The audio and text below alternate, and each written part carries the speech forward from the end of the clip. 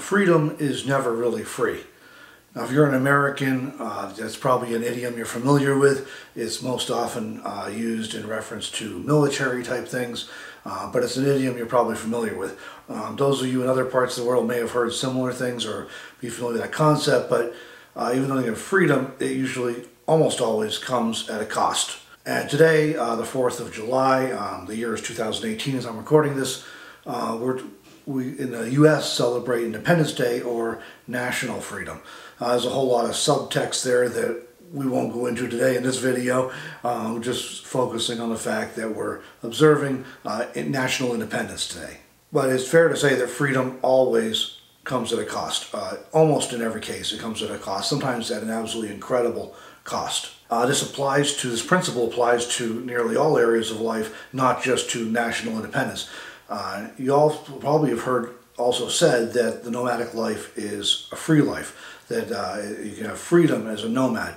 But I would suggest that nomadic life also, that freedom that comes with nomadic life also comes at a cost. One cost that you may encounter with nomadic life is social. Family and friends often resist people becoming nomadic, and so that can be a real legitimate cost in some situations. You may also encounter suspicion from others, people who don't know you, but they're suspicious because what you're doing is different from the norm. And the flip side of that, of course, is that many nomads, myself included, have experienced more and deeper friendships since becoming nomadic than we ever had in sticks and bricks. There are also financial costs that go with a nomadic lifestyle. There are exceptions to this rule, but most nomads I know earn less than they used to earn, or earn less than they could earn in a more traditional living arrangement. That may be because they're working fewer hours, or because their business is thwarted by some built-in limitations of being nomadic, or because they're working seasonal jobs that are temporary jobs that either pay less or they may pay well, but they're for a short duration. So again, there's exceptions, but most people end up earning less than they would otherwise. But the trade-off, again, is that sometimes is okay because your cost of living is generally lower.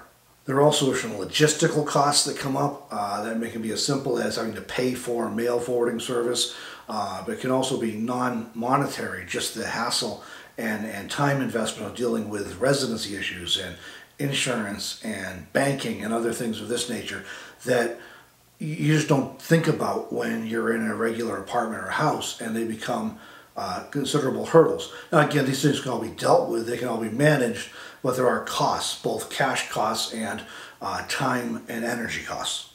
Comfort is another place where it may cost you something to enjoy the freedom of the nomadic lifestyle. The bottom line is that van life or car dwelling, or even RVing, if you're not in a really high-end rig going pavement to pavement, just between paid campgrounds, you're generally going to be more difficult and less comfortable than in sticks and bricks. Now, depending on where you are living, that may be and what your arrangement is on the road, that may be more or less of an issue.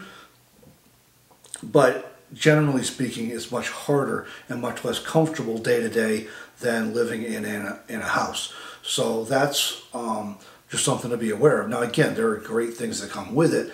The sunsets or the wildlife or whatever it is like that, the peace and quiet, all these things are great things that help offset that, and maybe more than offset it for you.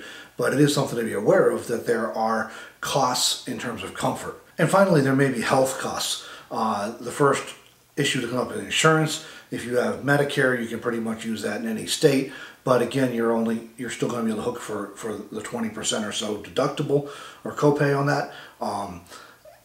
If you have a Medigap plan to cover the difference, you may be at the mercy of only being able to use that where your insurer says you can use it, like in your home state and possibly even your home county when you're in network. For the rest of us who do not have Medicare, if you're able to even access insurance, if you can afford it and get it, you're still at the mercy of usually not being able to use it wherever you want, except for in emergency situations. So you may still be forced to go back to your home state, or again, even home county, to be in network on your plan to be able to even use your insurance. And so that coupled with the cost of medical care in the U.S., often results in situations where people aren't getting access to ongoing care. And even if you do have that problem solved, there's also just the issue that because you're moving around in different places, you may not have good continuity of care. So there may be gaps in your health care, and particularly for people who have chronic conditions, whether they're aware of it or not. If it's, that things can get worse while you're not getting medical care. Now, of course, there are plenty of benefits and upsides, and a lot of people report their health improves on the road, but we are taking a certain risk in terms of limiting our access to ongoing routine care and follow-up care as nomads. So in conclusion, as I often say, first, the nomadic lifestyle can be a great lifestyle for many people, but it is clearly not for everyone. I never try and proclaim that it's for everybody and everybody should do this, because it's just not for everybody. Second, even if this is a lifestyle you choose to embrace, and it's something I've chosen freely, and by I didn't have to do this. It's something I chose. But even if you choose to do the nomadic lifestyle, and because you want the freedom that comes with it, that freedom still comes with a cost. It's not free.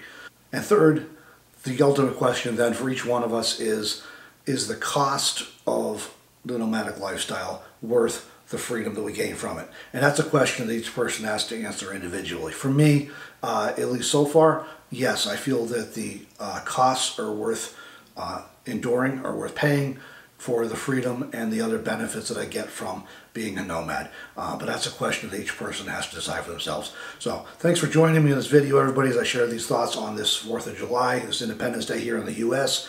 I hope you enjoyed this video, and I'd love to hear in the comments what your thoughts are on the nomadic life and freedom, and whether you think it's something that's worth it to you or not worth it to you, as well as any other costs or benefits that I may not have mentioned in this short little video that you think are worth considering. So thanks for joining me, and we'll see you in the next one, everybody.